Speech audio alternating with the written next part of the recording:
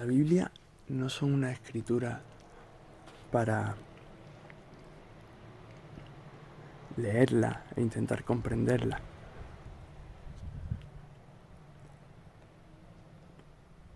Sin embargo, si las lees y tienes el conocimiento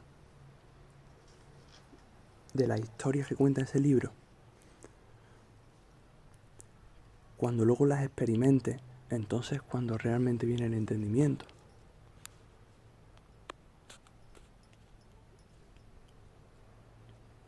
Pero claro, para experimentarlo hay que conocer la mente en introspección, en la oscuridad, y también hay que conocer la mente en relación con otras mentes. Esas dos partes por separada no están completas. No sirve de nada que una persona se encierre en una celda a estudiar la escritura sin relacionarse o relacionándose con una mínima parte.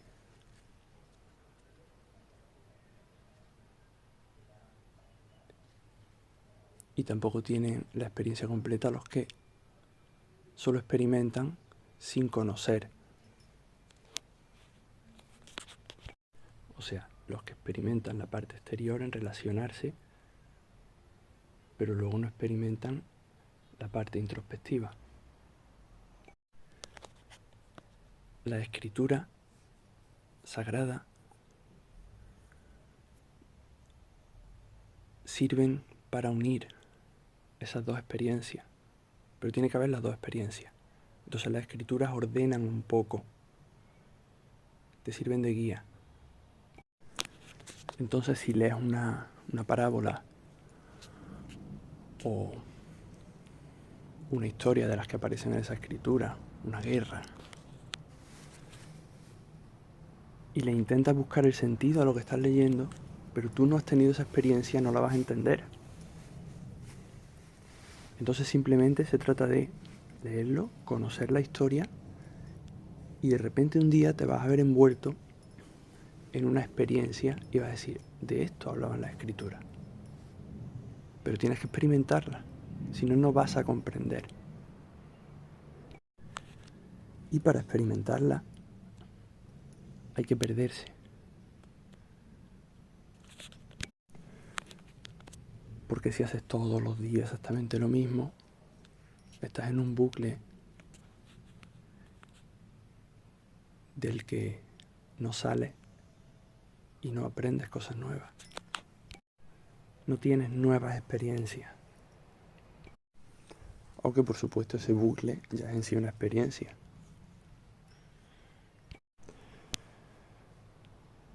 Pero claro, es una experiencia que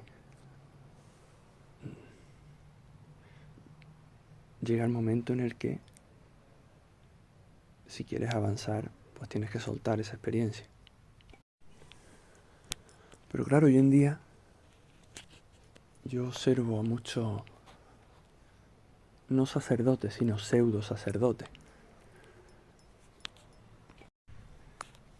que tienen conocimiento de la escritura, pero no tienen conocimiento de la experiencia.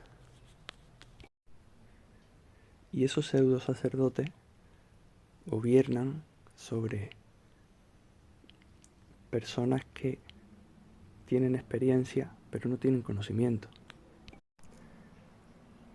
Y no tienen conocimiento no porque no lean las escrituras, sino porque solo tienen experiencia en relación, no en soledad. Y no digo que no haya sacerdotes, por supuesto hay sacerdotes.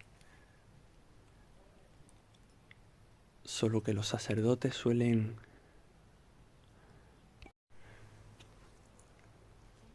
guiar desde la sombra. No son los pseudo sacerdotes que salen a la luz.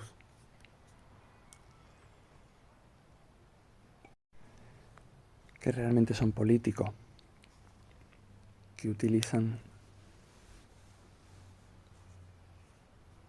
sociedades religiosas para gobernar. Y estos pseudo sacerdotes están,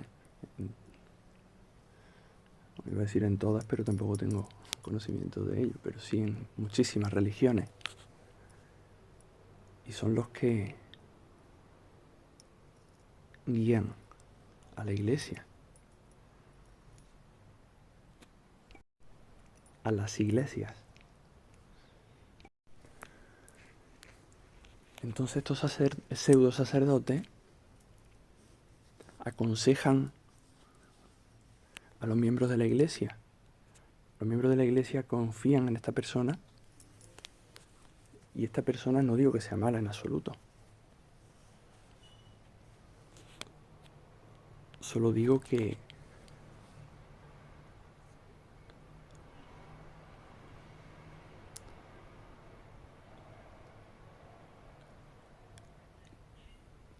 hay que pecar para conocer el pecado. Si te apartas del pecado sin realmente conocerlo, realmente te estás basando en un concepto, no en una experiencia. Por ejemplo,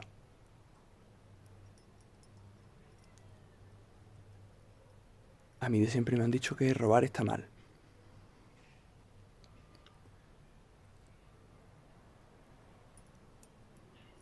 Pero yo cuando era niño, pues yo quería, si yo quería una cosa, yo tenía que conseguirla. Y un día, en el colegio, sin que un niño se diera cuenta, le quité un muñequito de un Power Rangers que yo quería mucho.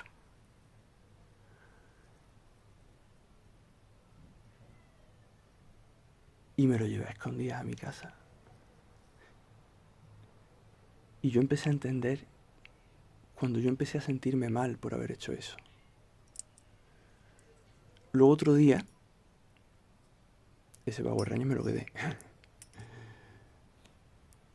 Y luego otro día un niño de mi clase, porque ese niño no era de mi clase, pero otro día un niño de mi clase trajo una especie de imán que a mí me gustó. Y hice lo mismo y cogí y se lo quité. Y de repente lo vi en el patio llorando porque lo había perdido. Y ahí no tuve más remedio que devolvérselo. Y ahí realmente fue cuando yo entendí que robar no está mal, pero a mí no me gustó nada esa sensación. Porque empaticé con esa persona que había perdido algo que quería. Si yo no hubiera visto eso, yo no entendería. Yo diría que robar está mal. Pero no lo entendería. Entonces se trata de, ya que estamos aquí corrigiéndonos, por decirlo de alguna forma, no, aprendiendo, voy a decir, ya que pecamos a diario, la cosa es pecar conscientemente.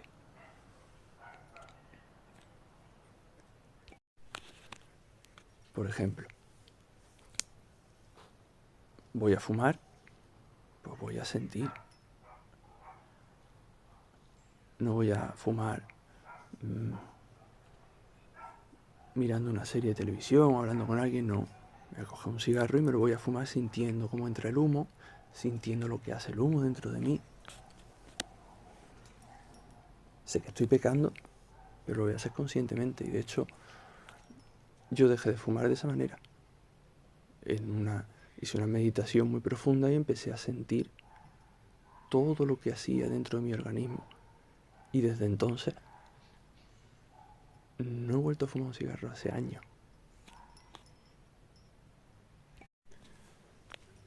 Otro ejemplo. Quiero comer cosas. Los venenos que venden hoy en día por los supermercados, pero que están muy ricos. Pues voy a ser consciente de cómo estoy en estos momentos antes de comérmelo, sentir cómo me siento y luego me lo voy a comer sintiendo absolutamente todo y sintiendo lo que sucede después. Entonces voy a pecar conscientemente, a ver por qué es pecado comer eso. Entonces lo entiendo. Porque claro, si yo estoy distraído y me hincho a comer mientras veo la tele o mientras camino, y justo después de comer voy a estar haciendo otra cosa que me invente, y justo después otra cosa, no estoy sintiendo realmente, no me estoy dando cuenta de lo que está sucediendo en este cuerpo. Entonces no entiendo por qué es pecado. Sé que está mal porque lo dicen, pero me falta la experiencia, porque no le estoy dando la atención a la experiencia. Y eso es lo que sucede, volviendo al tema, cuando tú lees escritura. Yo escucho un montón de gente que habla de la Biblia, pues yo esto no lo entiendo, ¿qué quiere decir esto? Y se lo pregunto a otra persona.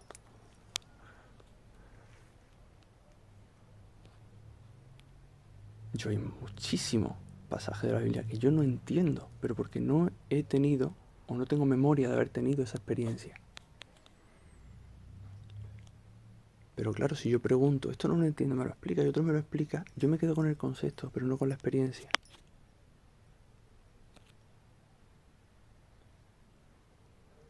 Eso no es sabiduría, eso es conocimiento. Lo que pasa es que nos gusta el conocimiento, al ego nos gusta el conocimiento, porque eso es luego lo que utiliza para relacionarse con los demás y para sentirse algo. Entonces si la gente no quiere tener la sabiduría de la experiencia completa y simplemente quiere que se lo expliquen,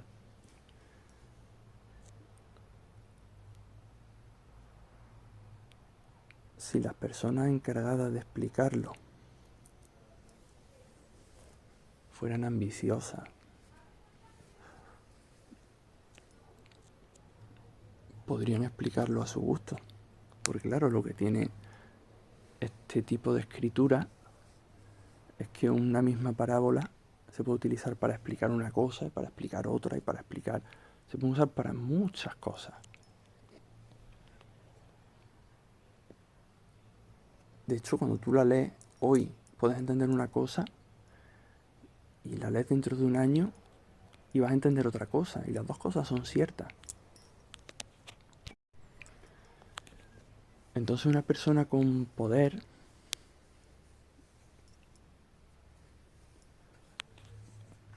podría utilizar las escrituras para decir lo que él crea que le pueda beneficiar. Y podemos echarle la culpa a esa persona diciendo que es mala, pero es igual de responsable esa persona que la persona que espera una respuesta de él, porque no quiere buscarla en su interior. Los dos son responsables. Por otra parte, gran parte de la Biblia fue escrita en hebreo, después en griego, latín, otra parte en arameo, ¿no? Creo que en otras lenguas más. A lo que voy queda una traducción, de una traducción, de otra traducción. Y en cada una de esas traducciones cabe, en muchas partes, no digo que en todas, se cuelen interpretaciones. Unas pueden ser intencionadas y otras inintencionadas. Pero creo que es inevitable que muchos se cuelen interpretaciones. Entonces muchos mensajes, muchas historias pueden estar cambiadas. Por lo que no creo que sea buena idea leer algo y no encontrarle sentido y tratar de buscarle el sentido, porque habrá historias que no tienen sentido por una mala traducción, otras por falta de experiencia y otras por una buena traducción, pero cambiando las palabras al antojo de alguien. Y por supuesto, estar abierto a estudiar otros libros, ya que la Biblia es un conjunto de libros que lo decidió una sociedad en el 300 o el 400 después de Cristo. Metieron ahí esos libros, sacaron otros, o sea, lo hicieron a su antojo esa sociedad. Y muchos libros quedaron fuera. Y casualmente, los libros que quedan fuera aportan muchas claves a los libros que quedan dentro.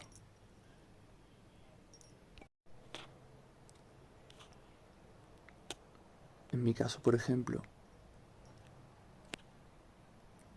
yo leía el Nuevo Testamento y ahí había muchas cosas que no entendía.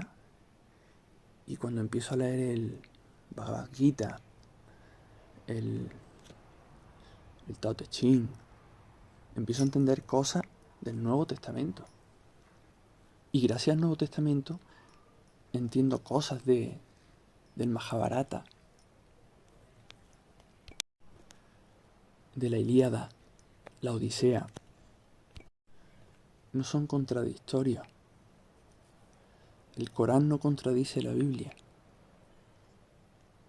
El Corán complementa la Biblia.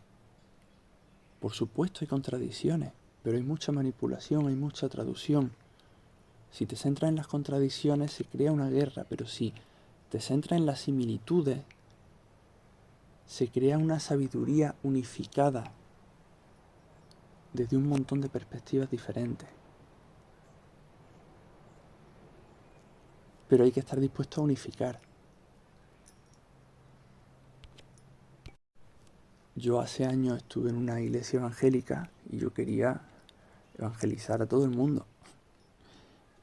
Y tenía mis resúmenes hechos de las diferencias que había entre la Biblia y el Corán, entre Jesús y Mahoma.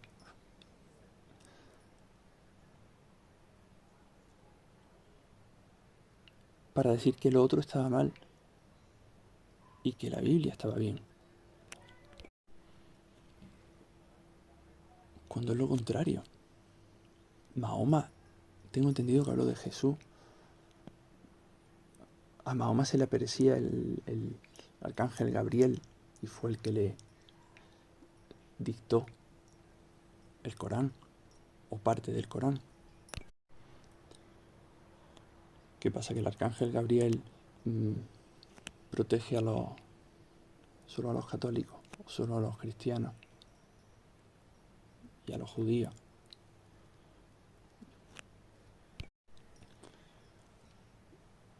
Y se crean conflictos enormes simplemente por buscar la diferencia, en vez de buscar la similitud.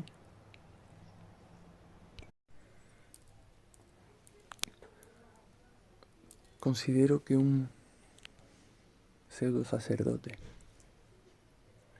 ya se puede llamar párroco, pastor, rabino,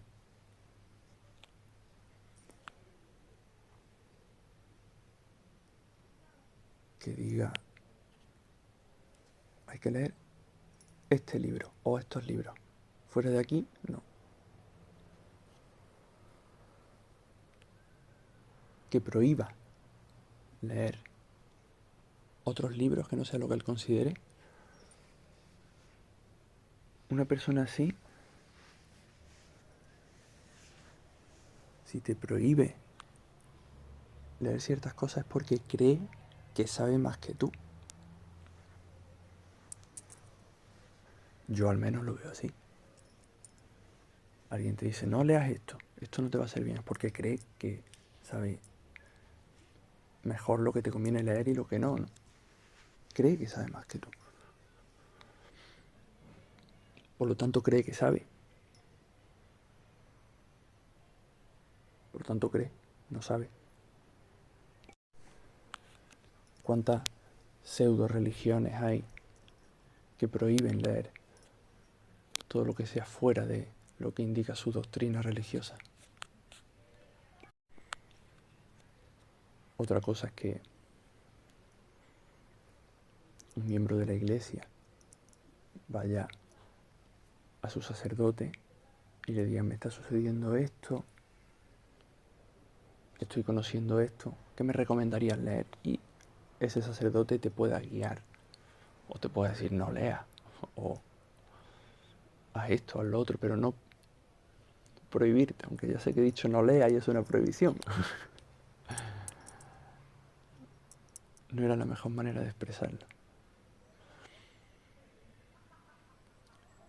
Pero siempre que te prohíban algo,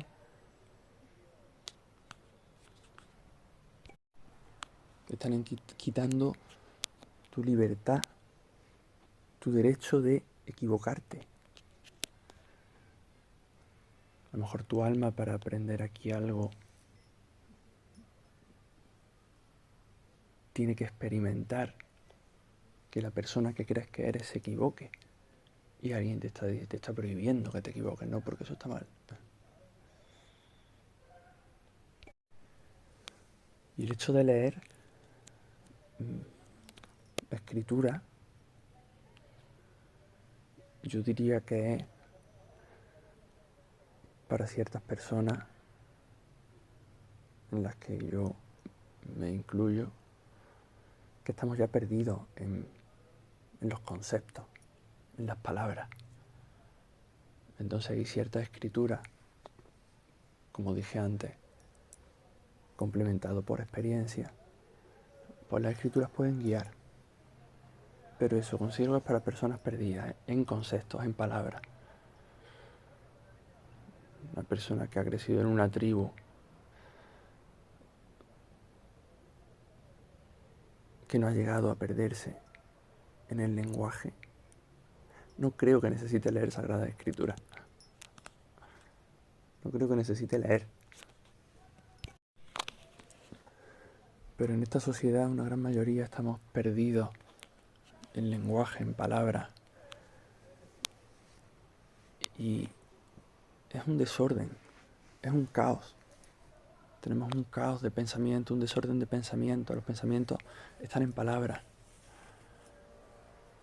Entonces las escrituras sagradas, pues esas palabras tienen un orden que pueden ordenar un poco los pensamientos en los que estamos perdidos. Es simplemente eso. Estamos en un caos de palabras, pues ciertas escrituras tienen un orden de palabras. Y todo se contagia. Entonces si bebes de ese orden, pues algo se te va ordenando. Y escritura sagrada, he citado antes algunos libros, pero igual de sagrado, bueno, no sé si igual, pero sí, igual de sagrado, Drácula, de Bram Stoker, Hamlet, de Shakespeare, Zanoni.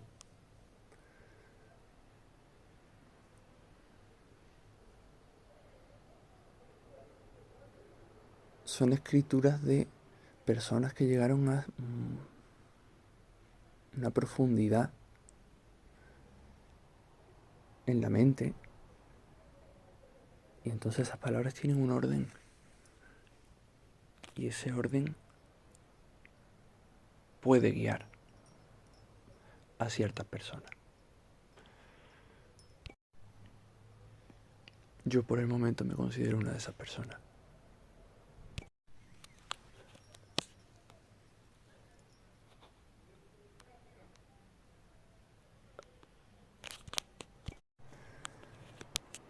También soy una de esas personas que le ayuda no solo el orden de palabras, sino el orden de sonido, la música. También hace lo mismo. La música puede ser una medicina, porque tenemos dicho desorden de palabras, pero no solo desorden de palabras, tenemos desorden en muchos aspectos. Porque al final es desorden. Entonces todo lo que sea orden, ya sea en palabras, sea en música, ya sea en forma, en pintura,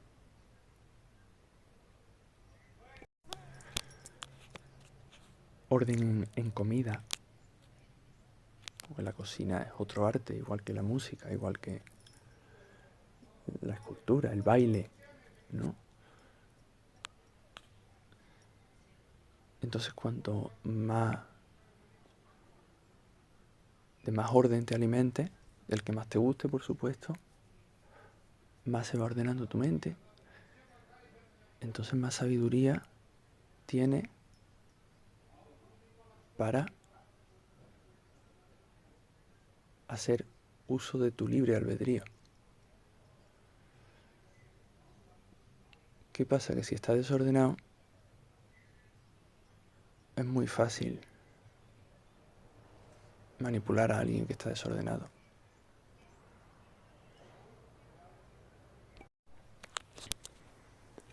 Y hay ciertas personas ambiciosas que quieren poder y utilizan ese desorden para manipular. Entonces, ese desorden lo meten en la música, lo meten en series de televisión o en programas de tertulia. Ese desorden lo meten en comida basura. Entonces van desordenando en todos los ámbitos, o en todos los que pueden. Y así la persona desordenada es muy manipulable.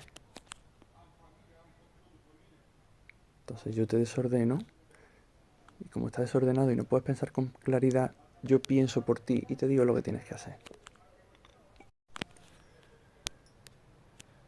Entonces, claro, la comida desordenada está muy rica. Entonces ahora tú quieres ordenarte, entonces quieres dejar de comer esa comida desordenada, pero es que está muy rica. ¿Qué pasa? Que dejas de comerla, pero quieres comerla, estás yendo en contra tuya y eso no te está ordenando. Se trata de hacer lo contrario, o sea, de compensar por otro lado. La comida desordenada está muy rica y no quiero dejarla, ¿vale? Sigue comiendo comida desordenada, pero compensa. Ponte otra media hora a ordenarte. Estás media hora comiendo comida desordenada, pues estate media hora escuchando música ordenada o leyendo palabras ordenadas. Entonces empieza a equilibrar. No te quites lo que te gusta. Tiene que desaparecer solo, porque si tú te lo quitas, te tortura. Y eso daña más todavía.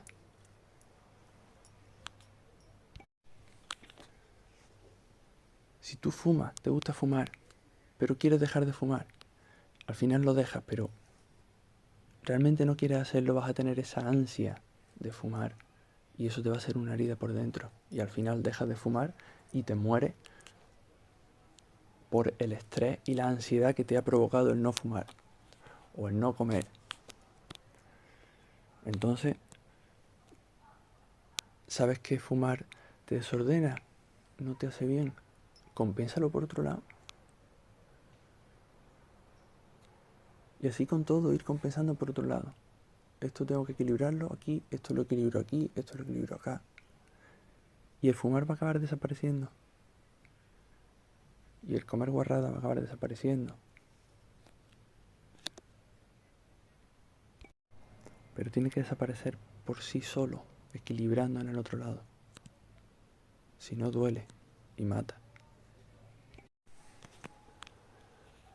Si Dios creó todo, todo es sagrado, porque lo ha creado Dios. Si Dios creó todo, todo es todo. Entonces Dios también creó al demonio. Entonces el demonio es sagrado. Si Dios creó todo, Dios creó el pecado. Entonces el pecado es sagrado. Todo es sagrado. Por lo tanto, si le das a todo su valor sagrado,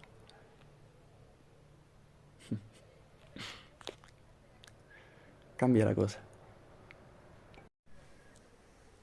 Un libro más, una gran escritura profunda y valiosa para mí, El Principito. Gracias.